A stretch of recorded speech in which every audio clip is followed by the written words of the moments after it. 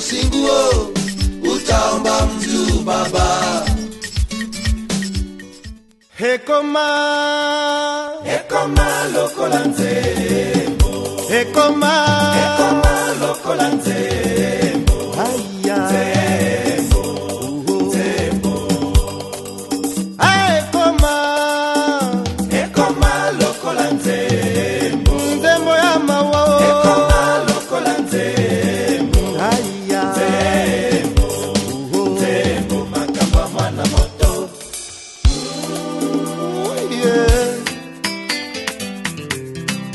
Izo Oyoki Pentagone Christian Chomba Lidi Ozaya na Damien Timonekene. Ekoma lokola nzembo makamba mwana moto, bami pesi kisalu ya kotongo komato, eloko boko lukana nzoto lendizo izo ngana yebikinade.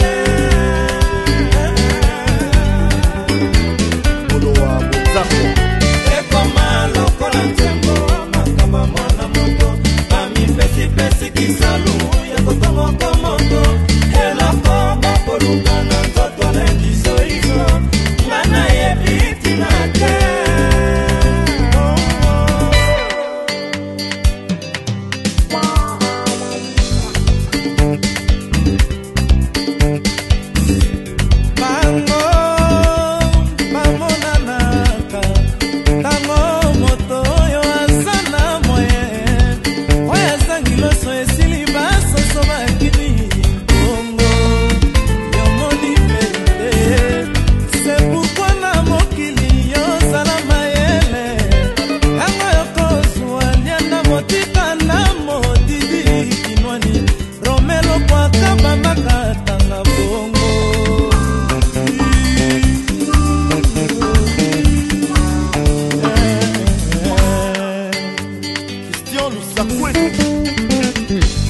Wanzambe yokanga ngai mwana na beleli, wale nanga kosila mokolo nini Claude Kapena.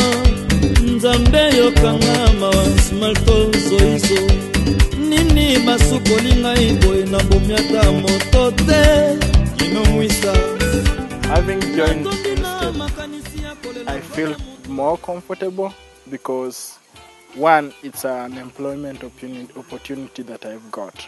I get to support my family because I'm excited to be at Instead because I know the future of these kids will be the best. Only if they get support, both physically and spiritual, that will help them. And so basically what we are trying to do is to teach them everything, like how to grow economically, how to work, and that's why we have this subsistence farming where you can have them learn how to go about it and not just hear, oh, there's how to grow food.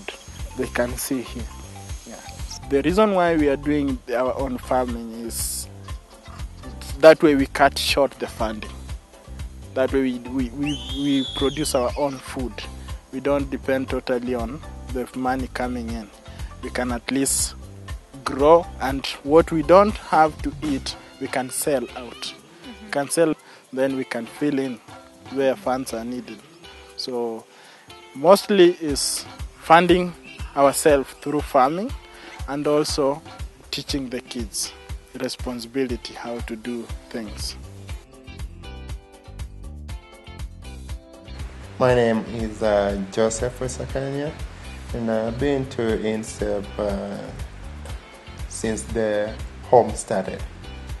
You know, working with the kids, there are so many challenges. We have two cultures here. We have the African culture and the American culture. So it is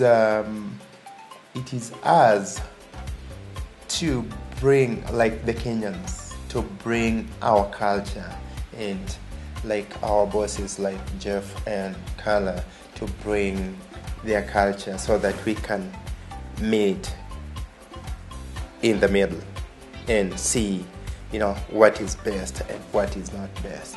Then they can have both cultures.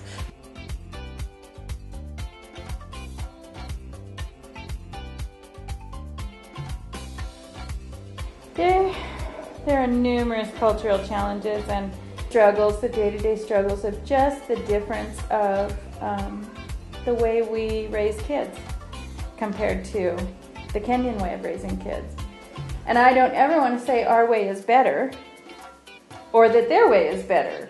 I think we have to find the good in both cultures so that our kids can grow up very balanced and with the best of both cultures, you know. Kenyan culture is very relationship driven. It's very relational. And I just think that's great. I think we in the West have gotten very distant, you know, we're the Facebook generation where our close relationships consist of posting on Facebook, you know. And I like that part of the culture, the relational aspect of it. And I want my kids to grow up loving people and serving people and taking the time to be with people and not be so task-oriented or task-driven that people take a back seat. Because truly, our whole existence here on the earth is all about relationships. Relationships with each other, relationship with God, relationship even with ourselves. And I want my kids to know that.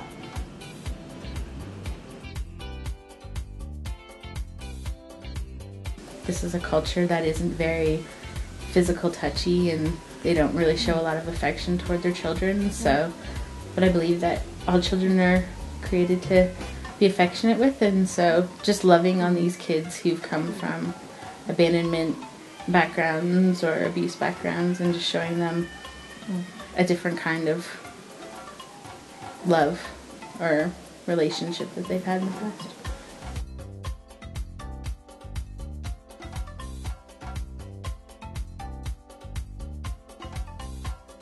We have 109, 110 kids. You have to house them somewhere. This facility, when we first moved into it, even though it's about 6,000 square feet, we had all the room, all the, you know, we would ever need. We couldn't believe all the space we had. Now you add 110 children into there, and we're out of space in a big hurry. So we have a dorm need.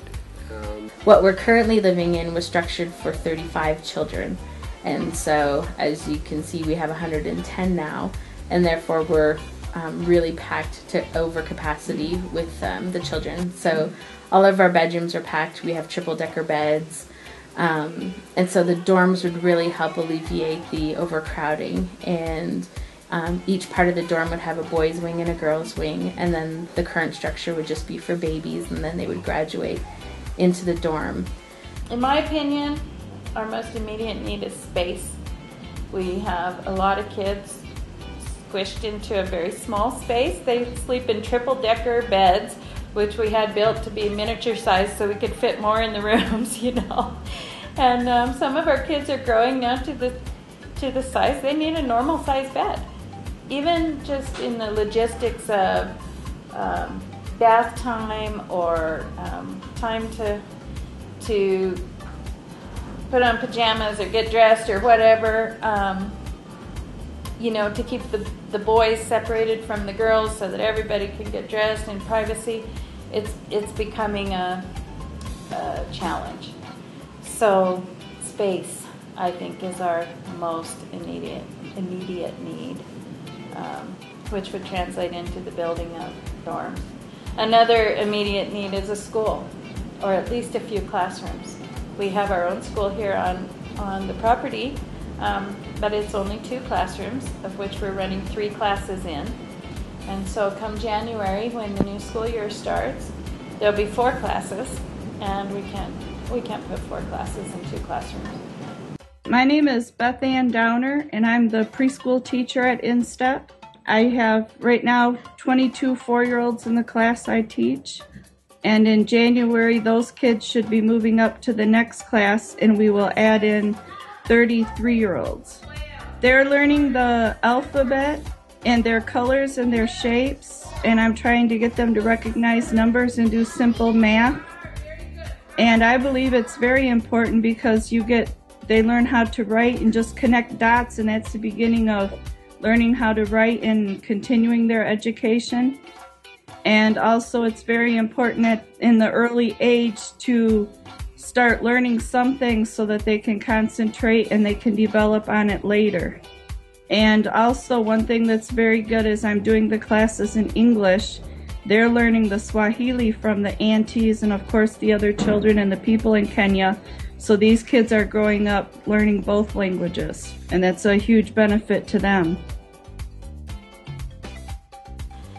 We're excited to open a medical clinic. We have, every day we take a carload of kids to the local clinic, and that takes about 2 hours. There is a doctor in our village who treats our kids.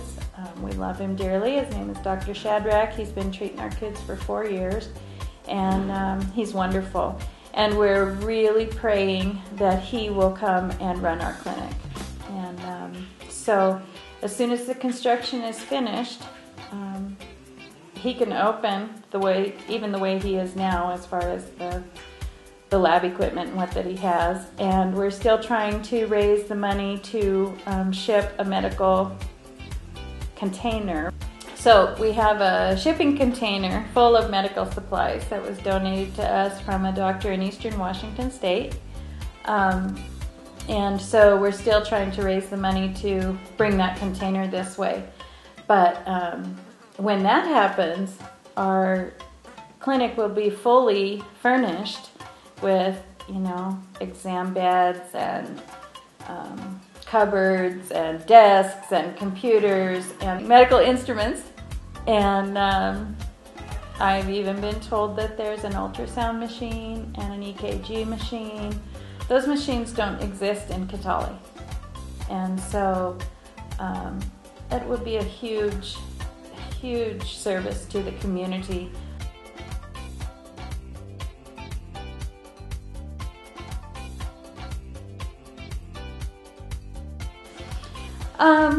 Our main way of helping the community is giving water. Clean water is very scarce in this area. But at the time that we drilled the borehole, we had 57 kids. So now we've just almost doubled that, which of course means almost doubling the amount of water that we need. But this borehole provides us with clean drinking water. It doesn't need to be treated, it doesn't need to be boiled, and we have excess amounts. So we give it out to the community every morning from 8 to 12, and it's a huge blessing to the community because it is the only clean water available in this area. And so that's a big thing. Water is a big thing.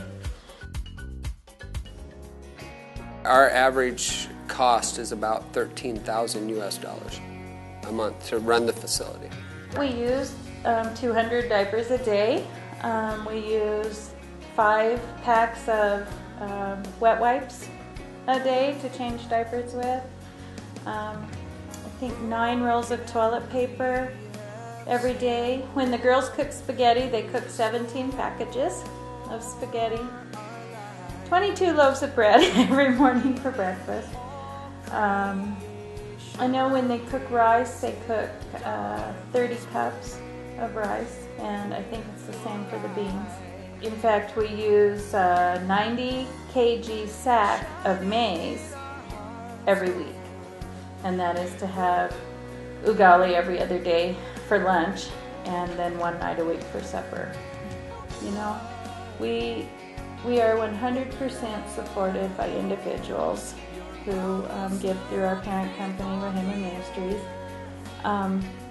We don't have support of any huge organization or any huge church or anything like that. It's just completely individuals who believe in what we're doing and want to be part of it.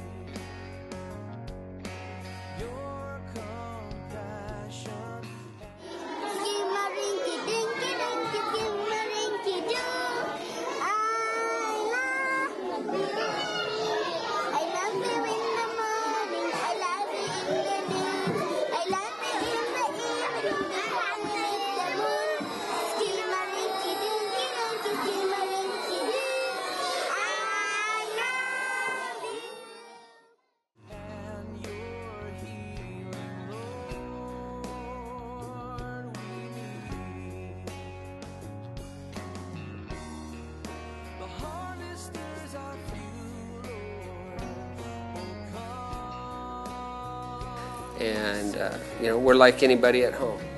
This is what God showed me last night. We're tired, we're wore out, we're looking for funding, and it's like at home. The people that give us that money, they're tired, they're wore out, they're wondering, I'm struggling to make ends meet. No matter how bad it gets here, I know the people that are supporting this place, that really support this place, are going through the same struggles. Where do I get the extra money to send to them?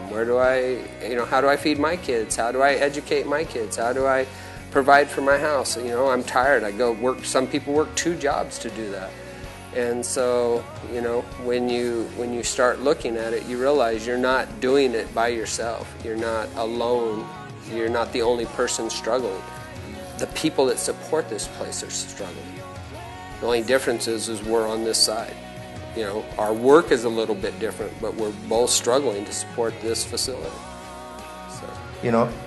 It is what God has called me to. And something that God has called you to do. You don't have to do it with any fear. You just have to do it.